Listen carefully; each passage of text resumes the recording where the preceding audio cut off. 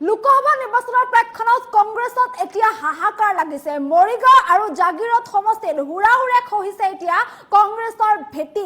বহুকেইজন কংগ্ৰেছ নেতাই একেলগে দল ত্যাগ কৰিছে আৰু এইদৰে একেলগে কংগ্ৰেছ নেতাই দল ত্যাগ কৰাৰ পাছতেই কংগ্ৰেছত এতিয়া বিপৰ্যয়ৰ সন্মুখীন হোৱা দেখিবলৈ পোৱা গৈছে। লৈ আহিছো এই মুহূৰ্তৰ সবিশেষ। লোকসভা নিৰ্বাচনৰ প্ৰেক্ষাপটত কংগ্ৰেছত হাহাকাৰ। লোকসভা নিৰ্বাচনৰ প্ৰেক্ষাপটত এতিয়া কংগ্ৰেছৰ ভেটি খহা দেখিবলৈ পোৱা গৈছে।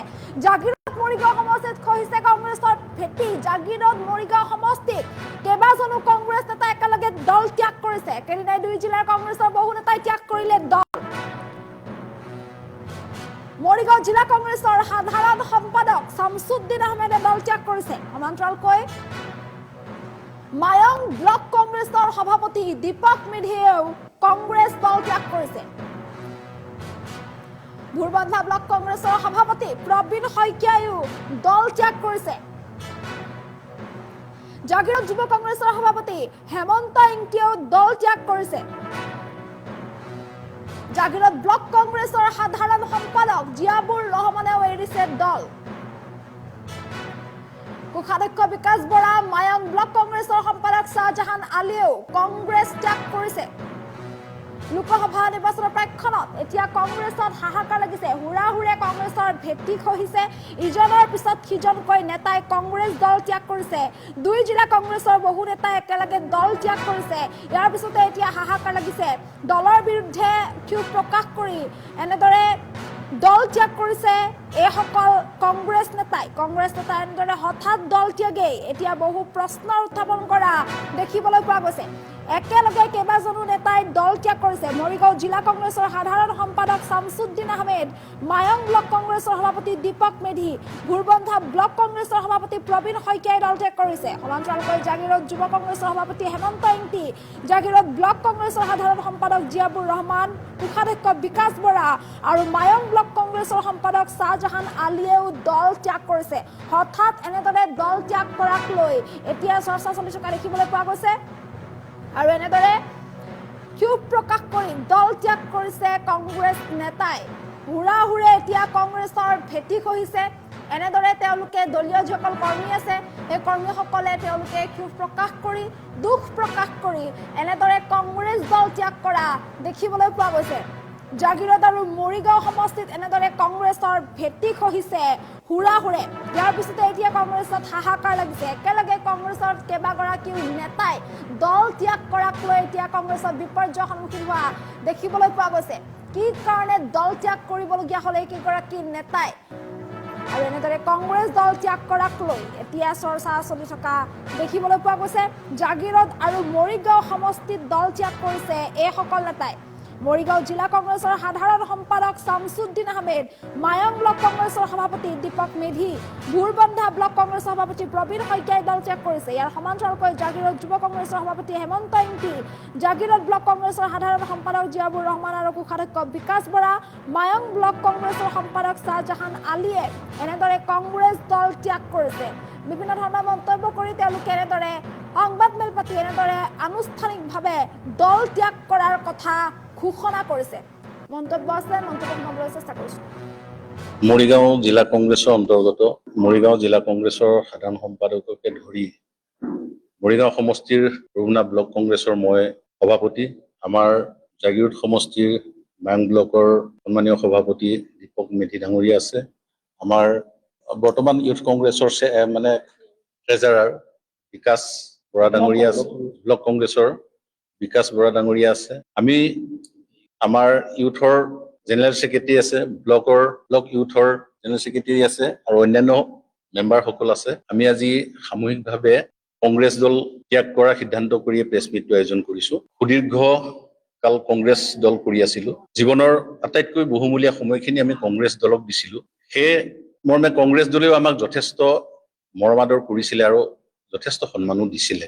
বৰ্তমানৰ প্ৰেক্ষাপটত কংগ্ৰেছ দলৰ আমাৰ সৰ্বভাৰতীয় পৰ্যায়তে কওক বা অসম প্ৰদেশৰ ক্ষেত্ৰতে যদি আমি চাওঁ, বৰ্তমান নেতৃত্বৰ একেবাৰে অভাৱ হৈছে, যাৰ কাৰণে আমি বৰ জীয়াটো ভুগিব লগা হৈছে।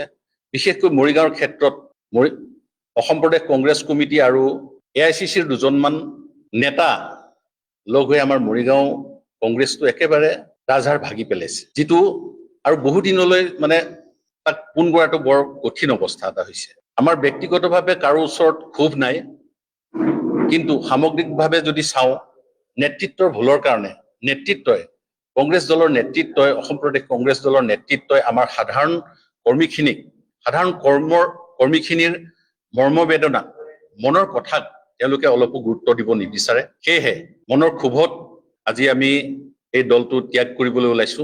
আজি আনুষ্ঠানিকভাৱে মই ঘোষণা কৰিছো, আমি কংগ্ৰেছ দলৰ প্ৰাথমিক সদস্যৰ পৰাও পদত্যাগ কৰিছো। সৰুৰ পৰা কংগ্ৰেছ দলৰ যোনটো নীতি আদৰ্শক আমি সমৰ্থন জনাই NSUৰ পৰা আৰম্ভ কৰি আজি জিলা কংগ্ৰেছৰ সাধাৰণ সম্পাদক, ইয়াৰ মাজত মই ইউথ কংগ্ৰেছৰো কাম কৰিছো, আমি ব্লক কংগ্ৰেছত কাম কৰি পেলাই আজি জিলা কংগ্ৰেছৰ সাধাৰণ সম্পাদক হিচাপে কাৰ্যনিৰ্বাহ কৰি আছো।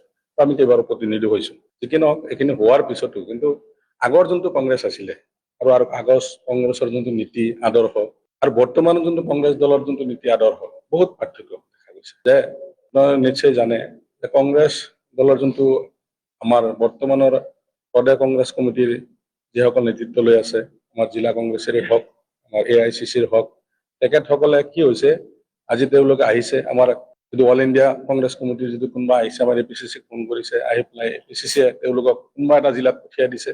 আমি সেই মানুহজনকে খালি আলহী হিচাপে, তেওঁ গেষ্ট হিচাপে, তেওঁ কৰ্মী নহয়, একেবাৰে আমাৰ ডাঙৰ নেতা হিচাপে তেওঁক আমি গামোচাৰে আদৰি সন্মান জনাই আমাৰ কনফাৰেন্স হলৰ পৰা তেওঁলোকক আমি ভাল হোটেলত খোৱাই বোৱাই আমি পঠিয়াই দিছো। তৃণমূল পৰ্যায়ত কোনো ধৰণৰ সাংগঠনিকভাৱে যে কিবা আমাৰ লাভৱান হৈছে সেইটো আমাৰ পৰিলক্ষিত হোৱা নাই। কিন্তু এই কথাখিনি আমি নেতৃত্বক বাৰে বাৰে অৱগত কৰিছো, কিন্তু নেতৃত্বে আমাক কোনো ধৰণৰ গুৰুত্ব দিয়া নাই এই কথাবোৰ। আৰু যাৰ কাৰণে নেকি আজি বৰ্তমান কংগ্ৰেছ দলৰ যোনটো আমাৰ সাংগঠনিক ভেটি পতৌ লগা অৱস্থা, আৰু ইয়াৰ পিছতো আমি বাৰম্বাৰ আমি বিভিন্ন হিচাপে আমি তেওঁলোকক আমি এই কথাখিনি অৱগত কৰিব বিচাৰিছো নেতৃত্বক, কিন্তু নেতৃত্বই এইখিনি গুৰুত্ব নিদিলে। আজি যি কি নহওক, আপোনালোকে জানে আমাৰ যোৱা যোনটো বিধানসভা নিৰ্বাচন হৈ গৈছে, এই যোৱা বিধানসভা নিৰ্বাচনত আমাৰ জাগীৰোড সমষ্টিৰ আমাৰ যোনজন প্ৰাৰ্থী আছিলে বুবুল দাস ডাঙৰীয়া, তেখেতে অশেষ কষ্ট কৰিছে আৰু তেখেতক যোগদানৰ কাৰণে আমিও বহুত কষ্ট কৰিছিলো। কিন্তু কষ্ট কৰিলে কি হ'ব, আমাৰ মাজতে কিছুমান ব্যক্তি আছিলে তেওঁলোকে চিপৰাং মাৰি পেলাই আমাক দলৰ যে সন্মানীয় যোনজন প্ৰাৰ্থী কেনেকে হৰুৱাব তাৰ কাৰণে। কিন্তু সেই কথাখিনি আমি তাৰ পিছত যদি আমাৰ পৰ্যালোচনা হয় আমাৰ কংগ্ৰেছ দলৰ, আমাৰ দুয়োখন ব্লক কংগ্ৰেছ কমিটিৰ প্ৰস্তাৱ মৰ্মে লগতে আমাৰ যোনজন প্ৰাৰ্থী আছিলে সেই প্ৰাৰ্থীৰ তেওঁৰ লিখিতভাৱে আমাৰ জিলা পৰ্যায়ৰ APCCৰ সন্মানীয় সভাপতি মহোদয়ক আমি লিখিতভাৱে অভিযোগ দিয়াৰ পিছতো তেওঁৰ ওপৰত কোনো ধৰণৰ ব্যৱস্থা কৰা আজি পৰিলক্ষিত হোৱা নাই। আমি চাইছো ইতিমধ্যে আমাৰ অসম প্ৰদেশ কংগ্ৰেছ কমিটিৰ সভাপতিয়ে বিভিন্ন জাগাত আমাৰ অনুসৰণমূলক ব্যৱস্থা লৈছে, কিন্তু আমাৰ মৰিগাঁও জাগীৰোডৰ ক্ষেত্ৰত সেই ব্যৱস্থাটো হোৱা নাই। গতিকে আমি চাইছো যে এনেকুৱা যদি হৈ থাকে তেতিয়াহ'লে এনেই আমি মুষ্টিমেয় কেইজনমান মানুহ আজি আমাৰ জাগীৰোড সমষ্টিত কংগ্ৰেছ কৰি আছো, তাৰপিছত আমি ভৱিষ্যত আমি কেনেকে আমি ৰাইজৰ কিবা সেৱা কৰিব পাৰিম, আমি যোনটো মনোবৃত্তি লৈ আজি আমি পাৰ্টি কৰি আছো, আমাৰ যোনটো উদ্দেশ্য সেই উদ্দেশ্যত আমি কেতিয়াও সফল হ'ব নোৱাৰিম।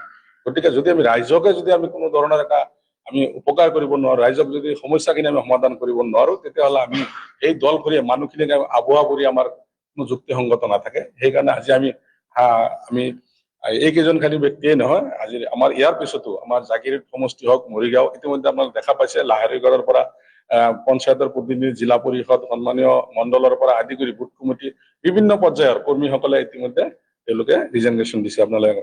কিন্তু ইয়াৰ পিছত আমাৰ জাগীৰোডতো ইয়াৰ পিছত ধাৰাবাহিকভাৱে আমাৰ কৰ্মীসকলে ৰিজাইনেশ্যন দিব, আপোনালোকে সেইখিনি অৱগত হ'ব। গতিকে আমি এই কথাখিনি আপোনালোকক অৱগত কৰিলো। আমি যিহেতু ইমান দিন আমি কংগ্ৰেছ কৰি আছিলো, এতিয়া কংগ্ৰেছ দলৰ যোনটো নেতৃত্ব, কংগ্ৰেছ দলৰ যোনটো নীতি আদৰ্শ, সেইখিনি একচুৱেলি আমি ক'ব গ'লে সেইখিনি আমি সন্তুষ্টমূলক আছিল, কিন্তু বৰ্তমান আমি নেতৃত্বৰ ওপৰত সন্তুষ্ট হৈ আমি দল ত্যাগ কৰিছো। পৰৱৰ্তী পৰিকল্পনা এতিয়ালৈকে আমি ভবা নাই। আমি যিহেতু আমি ৰাইজৰ লগত থকা মানুহ, আমি সদায় সৰুৰ পৰা মই ক'লো NSUৰ পৰা আজি জিলা পৰ্যায়লৈকে আমি আহিছো, ইয়াৰ ৰাইজে প্ৰতিনিধিও বনাইছে। গতিকে আমি ৰাইজৰ লগত আলোচনা কৰি ৰাইজে যেনেকুৱা সিদ্ধান্ত দিয়ে আমি সেই হিচাপে ৰাইজৰ মতামত ৰাইজৰ স্বাৰ্থত আমি কাম কৰি যাম।